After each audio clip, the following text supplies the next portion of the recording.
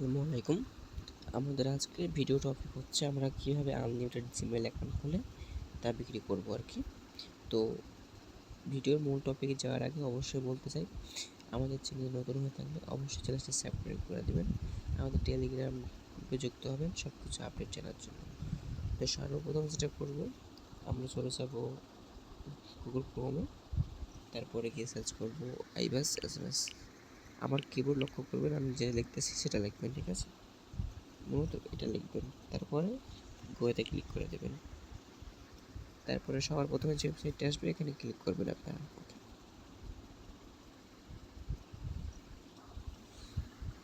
এখানে আসার পর একটু লোডিং নেবেন,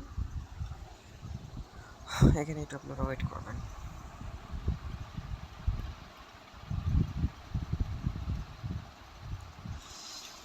যেহেতু এখানে ক্যাপচা চাচ্ছে, আমি ক্যাপচাটার উপর দিয়ে দিচ্ছি।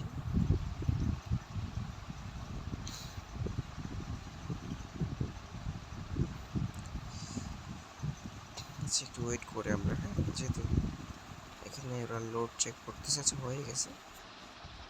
এই মানটা আসার পর এখানে আপনারা একটা ক্রিয়েট নিউ অ্যাকাউন্ট ক্লিক করবেন, ঠিক আছে?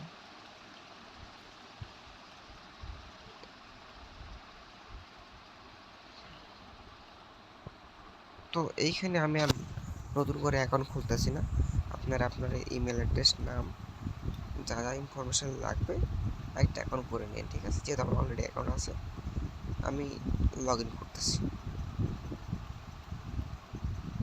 ঠিক আছে? একটু লগ ইন করে লোড নিচ্ছে। তো আমার অ্যাকাউন্ট আমি লগ ইন করলাম। তো লগ ইন করার পর একটা এমন ইন্টারফেস শো করবে, হ্যাঁ। তারপর আমাদের যেহেতু গুগল অ্যাকাউন্ট খুলবো, সেই জন্য আমাদেরকে সব নিচে চলে যেতে হবে। সব নিচে দেখবেন এখানে একটা গুগল অ্যাকাউন্ট আছে, ঠিক আছে?